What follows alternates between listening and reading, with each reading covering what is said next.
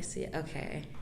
So we're live. But hey everyone, welcome to like my 13th LinkedIn Live. For those of you who don't know me, my name is Akosua Boadi-Agyemang, and I'm here with Roderick Mills. Hey. And we're just gonna have fun. So if you've been watching my lives, they're casual, they're chill, but I do let people take the reins and tell their story. So that's what we're gonna be doing today. And if I'm looking this way, don't be distracted by me. I'm monitoring the comments. I want to engage with you all. We both do. So feel free to ask as many questions as you want.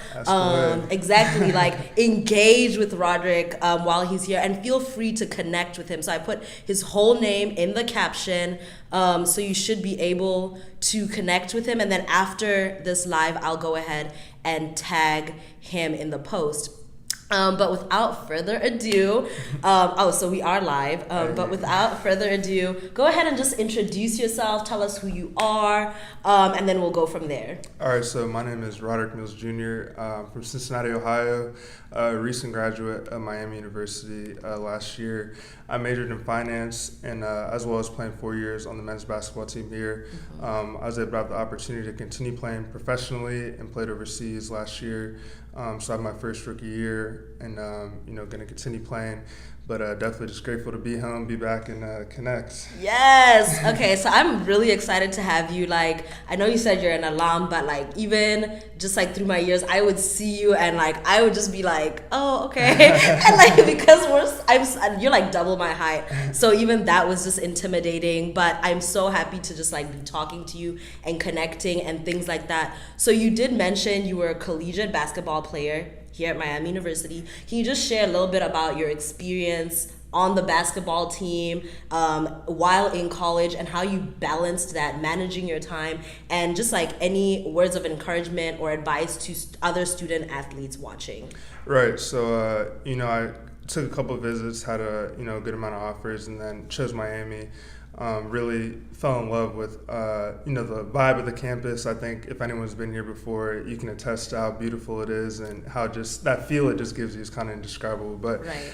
In terms of like the basketball, when I came on visits, the players always took care of me, made sure I was good, and then also just the coaches wise kind of gave me a vision of what it could be and things like that. So. Once I got here, it was definitely an adjustment, going from high school where you're the man, and then college where everyone's kind of leveled out. And so just trying to figure out your way from a freshman and going on, and just seeing the progression and growth throughout the years, and having good people, coaches, and mentors that kind of help me along the way. Right. In terms of balance in school, I don't think there's such a thing as balance, because sometimes there's going to be, times when school is a lot more, times when basketball was a lot more. So you're kind of juggling the two, but so like there was obviously spikes in both, but you just find a way to make it work. And so like a lot of sacrifice. So what that means, I'm not hanging out with friends as much, watching video games. Playing video games and stuff like that. Just to make it all work, as well as not sacrificing, your craft and basketball, because you are here to play basketball as well. So it's just you learn different ways to make it work. A lot of trial and error, figuring out what I have to do sometimes, to make it all work. And so, and that gives you a lot of life skills at the end of the day to really, be valuable afterwards. Exactly. So definitely I like what you said about how, sometimes you can't find that balance, but you make it work. So that's like really encouraging, especially for like not only student athletes, but other students in general, because we all have different things that we're trying to like incorporate into our student lives, and things that we're trying to juggle at the same time, but also finding that harmony within everything. So I definitely like what you said. And with everyone joining, my name is Akosua Boadi-Agyemang. I'm here with Roderick Mills. Hey. So hi again. So we do have a question from Oladotun Garuba. He said, what are some of the toughest things about compromising? I would say, you just can't make everyone happy. So you have to make sure that the people around you understand what your goals are and what you're trying to accomplish. And there are going to be times, like I said, when you're going to have to make tough decisions that not everyone's going to agree with, but in the long run, it's going to, be for the better. Right. So there might be times when, you don't go out for I don't know, a month or two straight just because you just don't have the time to do it. Right. Or you can't hang out with your boyfriend, girlfriend for, nights on row or weeks in a row just because you're in grind mode and, you're just trying to make it happen. So that's probably the toughest thing about compromise. You just can't make everyone happy. So you have to really, the people around you have to really understand what you're trying to do and then just try to support you as best as they can with that. Right. So definitely like a lot of different things you'll be compromising, not only like as an athlete, but also as a student. So just like delving from compromise, let's talk a little bit about failure, success, and how you dealt with that. So just shine a little bit of light on some of your pitfalls that you had during your like let's just say life or a career, but also just like as a student as well, and what you learned from that, and then how you honed that in to use it as steps towards your success. Okay. It's like, I know like Will Smith said, fail hard, fail fast, fail often. So failure isn't something that should be looked at as a bad thing. If you're making the same mistakes over and again, aka insanity, and not building on those failures, and that's not what you want to do. Right. But as long as you're failing and learning from those to help you get to the next level, that's important. So in terms of me, I'll give a basketball example and a school example. So my freshman year, I really didn't play that much, and that was tough. Like I said, coming from high school where you're the man and, you have all these big dreams and aspirations of how kind of your college career is going to go. And so that was tough, just kind of like trying to figure out, okay, what should I do now? And for me, that was just like getting back in the gym, really just like focusing on that, blocking distractions out. So, and then sophomore year, I ended up, starting for the majority of the season. The first game was actually against Xavier. So as a hometown kid, that was like really big for me just to play against them in front of like family and friends. So like freshman year, I just learned that like, you got to embrace your role at the time, but don't let that, keep you down. You can always learn from that, put in the work, and then grow. And then in terms of school, so my major was finance. So we were in farmer school together, and then I had to pass calculus to get in. And as many people know, it's a calculus course. And so like the first time I took it, I actually failed it.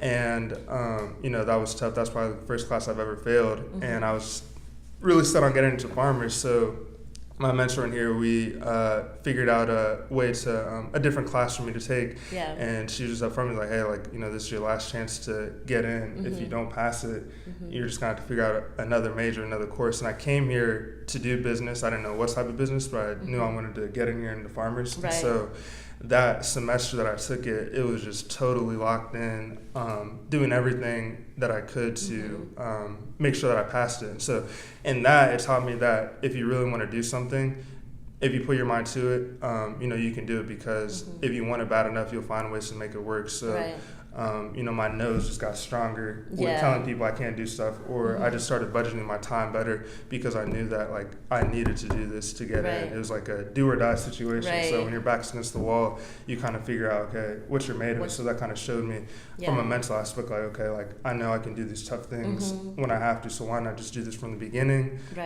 Just start off strong and not put myself in this position. And it's definitely like something you said about your back being against the wall. We learn so much from our failures, and sometimes when we are in those little boxes and we feel like, oh my gosh, like what's happening to me, like I'm not getting my goals, like we get scared, but that kind of gives us the impetus we need to do better. And so definitely using your failures as a step towards your success and not being defeated. So I definitely I'm inspired by the fact that you didn't give up in that moment, and that's what I always tell people, like don't give up no matter how defeated you may feel. So I definitely appreciate you telling us about that and being vulnerable enough to share those failures, because it's something hard to talk about. So it's like more easier to talk about our successes than it is our failures. So I definitely appreciate you sharing that. So we have another question from Jameson. Hey y'all, thank you for joining. So I'm just gonna refresh here real quick. So Jameson asked, what are some of your greatest challenges that you have failed but learned from? So I think you just answered that as well. I don't know if you have more, but I'm trying to think of other failures, I guess, or times where I've kind of struggled. Yeah. I don't know. That's probably something you touched on. Yeah. So Gracious asked, do you believe that student athletes must be paid as they generate incredible income for the colleges? Ooh, putting me on the spot. That's a tough question. Just because I think people underestimate the time that's demanded as a student athlete. Right. A lot of the times it can seem like the athlete comes before the student. So whether that's from traveling and having to miss a lot of class and then still having to do that same amount of work that students that aren't athletes have to do. And so because of that, you feel like I may need to be compensated. However, you are taken pretty well care of. Right. When you're here, meals and stuff like that. But I think the biggest thing, athletes should be paid because of, like I said, the time and kind of the revenue that's generated, but finding the right way to do it. Right. Because you can't pay males more than females. And when you look at revenues like football and basketball, it might bring in more money, but how do you allocate that all to everyone? And some schools don't make money within their sports. So I think it's a tough issue that eventually will happen, but, greater minds than me probably have to figure that out and figure out the right way to, allocate those resources. But, I think as just the sports industry is growing and people are their own brands and, they're missing out on money while they're in college, and you see these coaches getting, massive deals and students not at least getting some share of the pie for that. So I think you should be paid. Eventually it'll happen. I just don't know the exact way to make it happen. To make it happen, yeah. I definitely agree. And I've definitely heard a lot of more people talk about that, should student athletes be paid? But it's just how do you go about that? Yeah, I think that's the toughest thing. Yeah. But I think, you guys are compensated in terms of your meal plan or room and board? How does that? Yeah, so I was on full scholarship, so I had the meals, meal plan, housing paid for. We get cost of attendance checks and stuff like that. So you're definitely given, like you said, taken care of for the most part. But at the same time, you still have wants that you might want to do outside of what they're giving you. So it's not, you can't get a job. Yeah. And even in the summertime, we had 6 weeks off for summer. That's not enough time to get a job and really get paid. You might have to send money to family or stuff like that. So it's how am I supposed to make money outside of what you're giving me? Right. It depends what your family situation is. If they're not able to help you, it can be tough. So I think definitely should be some way to make sure they're taken care of, even with flights. So some people want to go home for Christmas, but they can't afford it or stuff like that. So it can get kind of tricky like that. Right. Let's see if anyone else asked a question. Okay. Oh yeah. Also in the comments, drop down where you're watching from. So we do have Paramod did say he's watching from India. So there's definitely a lot of different people. So just drop in the comments where you're watching from. We'd definitely like to see where everybody is tuned in from. Definitely. But I just want to talk a little bit more about you going overseas. So just tell us, where you went. And I know you played, so just tell us a little bit about the team that you played for, and just give us, somewhat what was some of the challenges moving from the U.S. overseas, and how did you manage that? But also, was it your first time moving or being outside of the country? So just tell us about that experience. Yeah, so I was playing in Republic of Georgia, so it's a country between Russia and Turkey, so pretty far over in Europe. But it was a really good experience. The biggest thing I took from it was I learned so much about myself. I feel like I really went over as a boy and came back a man. That was my first time being on my own outside the U.S., fresh out of college. Right. Even if you're going to a job different place in the States, it's a little different than moving across the country or to a different country where people don't necessarily speak the language and, there's that connection that's right there. So the first couple months were definitely tough, just getting adjusted culturally. It was definitely a culture shock. And trying to, figure out my way around, whether it's food or a different place in the city to go to. Right. The basketball was good. The team really embraced me, helped me along, and we had a really good time, traveling across the country, playing games and stuff like that. So just being able to also just keep playing the game that I've been playing since I was a kid and that I love was awesome. But I feel like the biggest things that I learned was, it's really like a battle of the mind. So it can definitely get lonely over there because, I was nine hours ahead.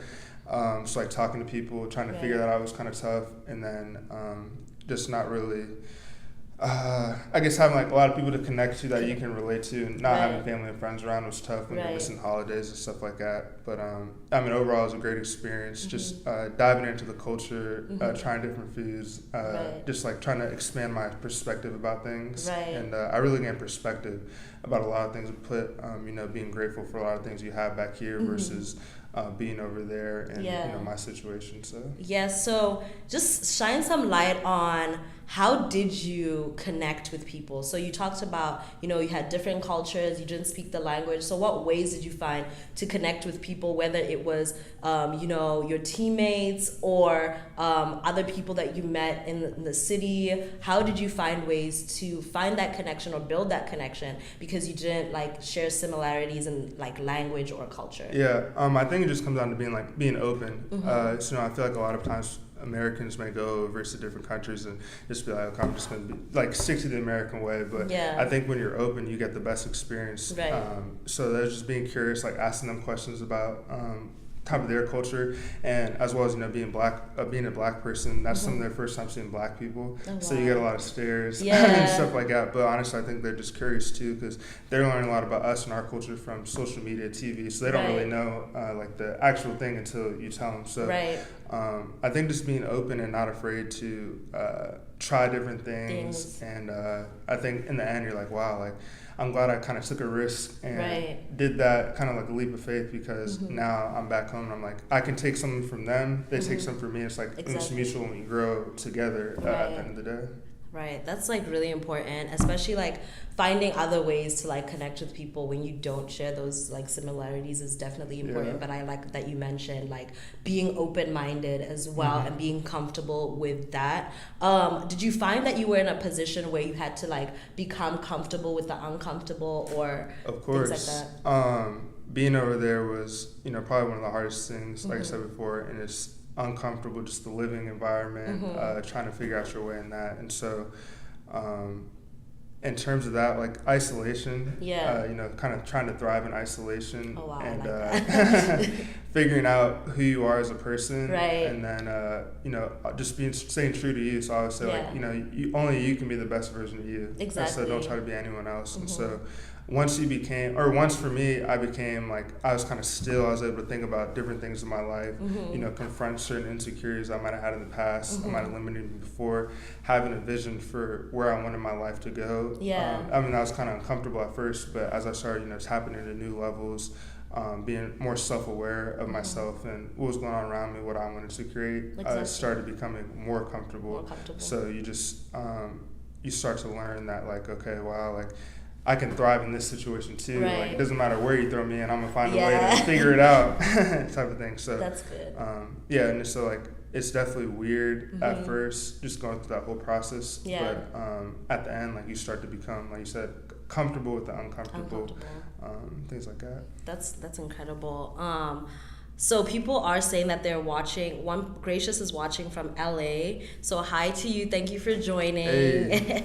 Oladotun asked, do you have a small circle? So I think you touched on, sometimes you have to just like, when you're in the grind, you have to like have tunnel vision and be mindful of who you're keeping around you. So he's asking like, so do you have a small circle? Absolutely. And what does that look like? Absolutely. So I would say it's about like 4 people. 3 of them are here. One of them's one of my teammates that used to play here. Other one's my good friend Kenny that was on here before. That's like my brother.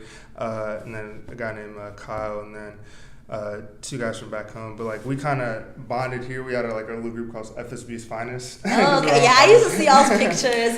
So at first it was kind of like just like a funny thing, but then we're like, hold on, like it's kind of serious. Like we can really make changes and just our group, because we are kind of the same minded and what we wanted to accomplish in our life. We just really connected on that. We're like, okay, like we can make some really big things happen. So I think it's really important who you keep around you, because they say like the average of the 5 people around you kind of determine who you are. And so if you're hanging around people that are, you know, here, and then a couple people that are here, your average is going to be right here instead of everyone's up here. Right. So just being really mindful about that. And then even when I was overseas, I would say it kind of exposed the good and the bad. So like you had to make an effort to talk to me and stay connected with me if you wanted to. And so that kind of cleared things up too, like who was really for me and who was not. So now, you know, when you're in tough situations too, like kind of in the foxhole, it's like, okay, who's got my back no matter what. So just seeing that from afar and knowing that kind of like I have guys that no matter what, you know, I can always count on. They're always going to be for me, a circle, including my girlfriend as well. So because of all that, I like where I'm at right now. Like, I feel like I'm in a good position, and definitely excited for the things that we're going to accomplish in the future. Yeah, that's like really important. Also, like I hadn't heard about like the average thing, so that's like nice that you touched on that, because I know like people say like, if people aren't like-minded, like the people around you aren't like-minded, or they're not excited for you or pushing you to be greater, then you don't have a circle, you have a cage. Ooh, I like that. So that's what I've heard, but like the average thing really like draws in like perspective. Yeah, because it's like, you know, you want people that are vibrating at the same frequency, not higher than you. So even if you're associating with people that are at the level that you want to get to, you're eventually gonna, you know, rise up, you know, gain the crumbs from what they're, you know, what they're talking about. So, you know, having those people, I think it's super important that you can bounce ideas off. Are also gonna hold you accountable. That's the big thing. That's the big thing. Yeah, because like I know I can go to them and like if they're, you know, not doing what they're supposed to, I can be like, yo, like, you need to pick it up, and then do the same to me. And we know it's coming from a good place. You know, it's not hate. It's like it's coming from love. Like they really want you to do well. Because as a group and collective, we want us all to succeed. It's not like jealousy if someone's doing something. And also like if you see someone else doing something, you're like, man, I need to pick it up myself. You don't want to be left out. So I think just having friends that challenge you, as well as want to see you grow, like that's just, and it's definitely a blessing. Like God, I think just aligned those people. Like it was just crazy how it all happened. Like it wasn't like I planned to, you know, for all of us to connect, but somehow we all did, and it's just, and it was kind of like this, and then we've all been rocking with each other since. That's good, because like I feel like sometimes, especially when you go through hard times in your life, you kind of need those people to like encourage you. Even if you're going through great times, you need people to celebrate with and feel like you can share those moments with without feeling like, oh, like I'm bragging or anything, or without people making you feel guilty of telling them like about your successes. So I think having that circle is really important. So I like that you spoke about that as well. More people are joining. Hi, thank you for joining. My name is Akosua Boadi-Agyemang. I'm here with Roderick Mills. Roderick Mills Jr. So yeah, feel free to drop like your questions, ask us anything you'd like. We're definitely here to answer questions, especially Roderick. He's here to share his story, tips and tricks, his experience. But now I definitely want to delve into so you started a blog, The Relentless Finisher. So tell us a little bit more about like your idea behind that blog. And I know as a subset of the blog, you have a book club as well. I do. So just touch on that, share that experience with us. How has it been starting that blog as well? What things did you find challenging? Because I know you don't just wake up and be like, okay, I have a blog. It's definitely not like that. So just like shine some light for anyone watching, students, people ahead in their career. We all want to understand like your mindset behind that. So yeah, go for it. All right, so the idea from the blog, so I was a finance major, and obviously within the finance you're learning about different things with money, so whether that's budgeting, what interest rates are, stocks and bonds, asset allocation, those types of things. And I was looking around, you know, so I'm with athletes a majority of my day, stuff like that, so I might talk to them about certain things. I'm just learning like, hey, like, what do you know about this? And I was finding a lot of times people, especially athletes, didn't really know a lot of personal finance. So I was like, dang, like, there's a problem with this, because either way, you're making a lot of money playing professional sports or not, you still need to know how to manage money in some sort of fashion, especially as athletes, you know, and you're going to be making a lot of money, so you need to be able to handle it. And so I'm like, why isn't this taught? So I was like, okay, this is the area I'm interested in. So like, and I'm connected with athletes, so it's Right. like I'm able to be versatile within that way. So I was like, okay, how can I bring these two things together? So my mentor in the business school, Miss Michelle Thomas, love that woman to Love death. her. Shout out Miss Michelle. I spoke about her on one of my lives. I was just like, I love Michelle. Yeah, so if like anyone needs help with farmers figuring out loss or whatever, she is the go-to person. Mama Thomas. Yeah. So I just went to her. I was like, hey, you know, I have this idea. Who can I connect with to kind of make it happen? And she pointed me in the direction of the head of this organization here called PSC. It's a marketing organization out in Miami, and the president of that organization is actually one of my best friends. So we met a couple times, just talked about the idea, and he's like, I really like this. Like, this is a dope idea. Like, let me see what I can do to make it happen. So he made a team of 3 people. And so over the course of the summer, probably about 10 to 12 weeks, we all just kind of hashed out ideas, a lot of back and forth to make this thing happen. So right before I went overseas, debuted the blog. It's been received really well so far. So it's focused on personal finance tips as well as reaching your full potential. And so I have about 30 posts so far, ranging between those 2 topics. And it's really been good. And another reason for me, because like I wanted my time to be productive while I was overseas. So you have a lot of free time. I don't think people talk about that as much. Like, you have a ton of free time. I mean, I was out of the house for practice and stuff maybe 5 hours a day. And, you know, even if you sleep 10 hours, you still have 9 hours left to do whatever you want. So just filling that time. So it's like a lot of reading and working on the blog. So because of that, just keep my mind sharp, keep myself interested in topics I'm related to, as well as the biggest thing is just give back knowledge that I've learned. And I feel I can definitely help other people. And then, so because of that, with like the reading aspect, I was reading a lot of books, and then my boy was like, why don't you start a book club? I was like, why not? Wow, see those friends, you need those friends. And he actually gave me the name Rod's Recommended Reads, and I was like, damn, that's like dope. So yeah, we read probably like 4 or 5 books so far. It's 1 a month. They say the average millionaire reads about 2 to 3 books a month, so about 50 or 60 books a year, I think. I know Bill Gates, Microsoft, he reads about 50 books a year. So I was like, it's kind of just studying the blueprint. Like, there's so much you can learn from books instead of just reinventing the wheel. Just take what people in the past have done and pass it down. And that's just like an easy way to gain, you know, millions of dollars of information essentially. So that's been good too, just like keep my learning up. But yeah, that's kind of how it came about. Definitely subscribe if you're watching this. I'll drop the link. Yeah, I gotta plug my own stuff. But no, it's definitely been good, and you know, I've definitely, like, the best thing about it is when people just you know, say like, hey, like, I didn't even think about this, like this is great stuff, like, hey, just keep up the good work, like, even if it's just 1 or 2 people, that's like really meaningful to me.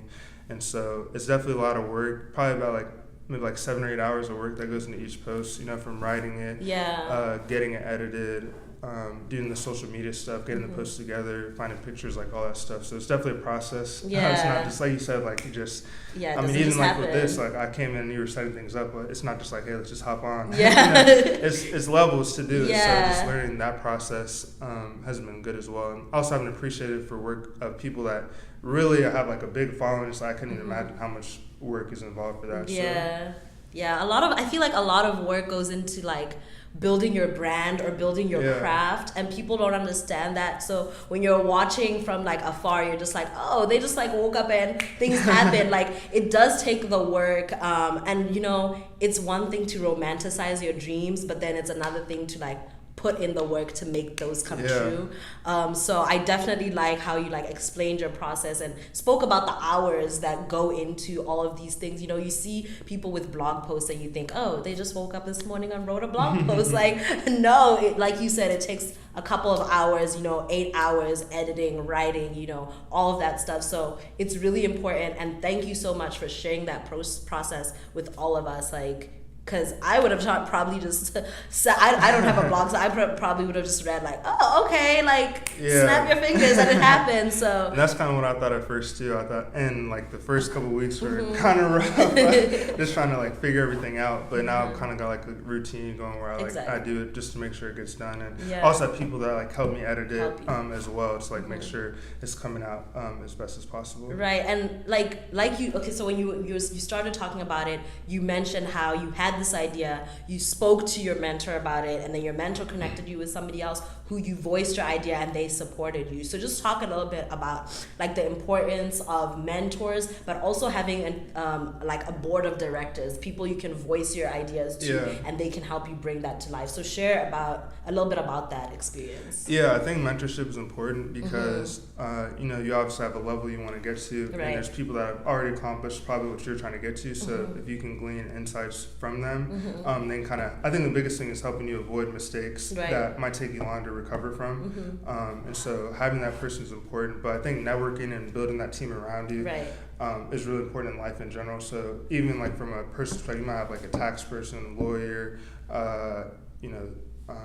CPA, just building that team around you. So like if your own personal board director, so when you have an idea, you might be tripping about something and you can bounce off someone else, like you're thinking about it the wrong way, and it's like, okay, let me think about this in a different perspective. And so I think that's really important. And networking, just connecting with good people. That's probably the biggest thing that I was doing a lot too when I was overseas, was just messaging different people. So like I would message different professors at Miami, just like, hey, I'm interested in this. Do you have any tips for me or anything like that? And I might not even have taken their class, but they're just like, Miami alum, and, I have a good name associated with me. So it's like, okay, how can we help you or whatever like that? So, I think it's definitely power in networking, and when you want to do something, just making it happen. So taking those action steps. So kind of when I was over there, just like being, like I said, like before, I have a certain lifestyle that I want to create, but I know I can't do that if I'm watching Netflix or playing video games over there. There's certain things I got to do to make it happen. So this like kind of held me accountable too. Like, okay, I say I want to do such and such, so I gotta talk what I'm preaching about too, and I actually apply that. So it's kind of. So how can like people watching help you? So for example, are there some types of people that you want to connect to? Are there people who you want to reach out? Do you want to create something different that you need people who are watching to connect with you for? Like how do you want the people watching to help you build your brand? Or is there something that you want to advertise on here? What do you want to say to the people watching for them to either connect with you, for them to either help you build your brand, or anything like that? Right. So I actually do guest interviews or guest posts on my blog too. So if any of you, have something that you think would be valuable to share, people would want to know about, definitely reach out and we can, kind of do a guest interview type of thing just to get you out as well. But for me personally, like I said, I do want to build my brand, as you're starting to see more and more in today's age. Each person is essentially their own moneymaker. Right. And I think a lot of people realize that, like, you don't have to just work a job. Like, you can make money off of your personality. Everyone has something that's unique to them. Right. That can, make them money in some shape or form. So for me, I want to do big things. I have a couple of different business ideas that I'm working on and stuff like that. So that I want to come into fruition in the years to come. But really just connecting with good people, that have good energy, and also want more than the average, kind of want an exceptional life, and so that are doing, whether that's like real estate, starting businesses, different things in finance. So I'm interested in kind of all those areas, and so it's really just, I would say my thing is I just want to connect with different people that can help me gain perspective about different things. Also are interested in new ideas, things business-wise that could, take them to the next level. So there's some of the things that I'm looking to do. Let's see if anybody else has some questions. Okay, so John said, I'm very positive about this one day. Very soon you'll interview the U.S. president. Okay, well, thank you. But I don't know about that. For me personally, does anyone have any further questions for Roderick? Sitting here. But yeah, I'm gonna tag him in the post. I wasn't able to do that through Switcher, but I'll definitely go back and tag him in the post. And then also link his blog, because I looked at it before this, and you have definitely some good things on there as well. But I don't know if anyone is interested as well in making guest posts, reach out, connect. Because it's like really important to also bridge these connections as well, create these relationships. But do you have any advice to anyone watching, whether they're a student athlete, whether they're trying to create their own blog, whether they're going overseas for the first time, from your experiences, do you have any advice for anyone? Definitely. Don't be afraid to, take a leap of faith and do something that not everyone else is doing. Kind of go on your own path. Each person's path is different, so it's a journey and a marathon, not a sprint. Don't be afraid. I say be the best you can be. So don't try to be anyone you're not, who you're not. Really just embrace what God's given you, Right. your talents, your personality, and be happy with yourself and who you are. And then just go after the things you want. Don't be afraid about what others may think of you. That's probably one of the biggest things. Like, do what makes you happy. Don't be afraid what others think about you, what others say about you, because at the end of the day, it's your life, not theirs. And so lastly, I want to touch on mindset really quickly. So you've done a lot of great things, from even when you've had like some failures, experienced some failures, to succeeding and all of the in between. How have you fixated your mindset, or what have you fixated your mindset on? Or even if it's not fixed on anything, how have you set your mindset to going on to approaching all of these different experiences? Yeah, and I mean, I'm gonna just be honest, like, my mindset hasn't always been like strong, and I'm still working on it. It's constantly working on every day. So I think that's the best thing, like yourself and as a person, your mind, like it's something you're always working at every day. Right. The version, like I know the version I am today isn't gonna get me where I need to go in the future. So I gotta become a new version of myself. So like I'm happy with who I am right now, but I know like I need to improve. I need to get better. So in terms of mindset, now I kind of feel like, whatever's thrown at me, I can handle it. Right. And so that comes from going through hard things. And so I think you have to put yourself in positions where you're going to be challenged, you're going to be broken down, you're going to, feel like it's not going to happen, but always knowing that you can overcome them.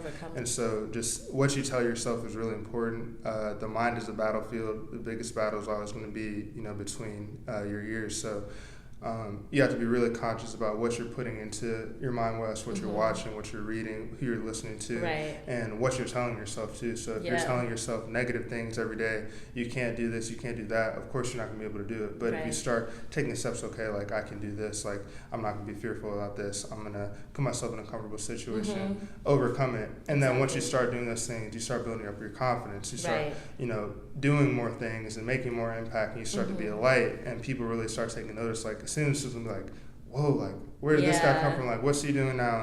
And that's a good feeling at the end of the day, just to know that you're making progress individually and taking steps to become a better you. Exactly. And I like how you said, like, being mindful of what you're feeding on, like what you're putting, what you're listening to, what you're watching. Like, that's really important, because like you're pouring all those things into yourself. So if you're telling yourself every day, oh, I can't do this, I can't do that, oh, I'm just gonna give up, like, you're gonna end up giving up. It's like, I think the quote is like, what you think is what you become. And there's like an example, like each person has two wolves in them, basically. So, get in a battle with whichever one you feed, that's going to be the one that grows. So if you're feeding if you're feeding the bad, that's what's going to come out. If you're feeding the good, that's what's going to come out. So, I mean, especially with like social media today and stuff like that, just for me, it was like limiting my time on social media, trying to figure out different things that were productive and that would be that were aligned with my goals, that I wanted to kind of fill that space up. And eventually it becomes your new norm. You don't even miss it sometimes. And like social media, good, bad, and everything in between. But just figuring out your spots, how to use it for good, and kind of trying to avoid the bad and negative parts of it. Thank you so much for sharing that experience. Like, everything that you shared, like just being vulnerable enough to talk about those things, and share your processes and share your mindset. Like, I really appreciate that, and I'm pretty sure people watching appreciate that too. I'm just gonna refresh here just in case I'm missing any questions, but you can always also go back and look at the questions, and people, once again, feel free to connect with Roderick. Very personable. He's double my height, so a little bit intimidating, but he's just really chill, fun, honestly just like a big teddy bear. So I don't want to water you down, but not as intimidating as I thought. So yes, like, definitely feel free to connect. There's people watching from Nigeria, LA, like I said, India, definitely global. So I'm excited that everybody is like chiming in. So thank you all for watching. Thank you for joining us. Do you have any last words? Thanks for having me. Yeah. It was a great way to start my Saturday off doing this. I'm glad. And definitely keep following what she's doing. She's definitely making an impact and helping others achieve their dream. Thank you so much. So because of that, great person to also connect with. And this video, this live will be available for replay. Feel free to share with your family, your friends. Oh, Abigail just chimed in. She's watching from Canada. So thank you all so much for watching. Once again, share with your family, share with your friends. Rewatch the video. Definitely some gems. Like Roderick dropped some gems up in here. Especially, I loved the one about, you become the average of the people you surround yourself with. So that's really important. And then you also just reminded us, be mindful of how you talk to yourself. Like that's really important. So I really love those tips. Gems. Like I'm gonna clip this video and repost it because I feel like more people need to see it. A lot of different people, depending on the time zone, are either asleep. So I see more people are starting to pick up and come in. But thank you all once again for watching, and take care. See you guys later. Bye. Yes. Okay.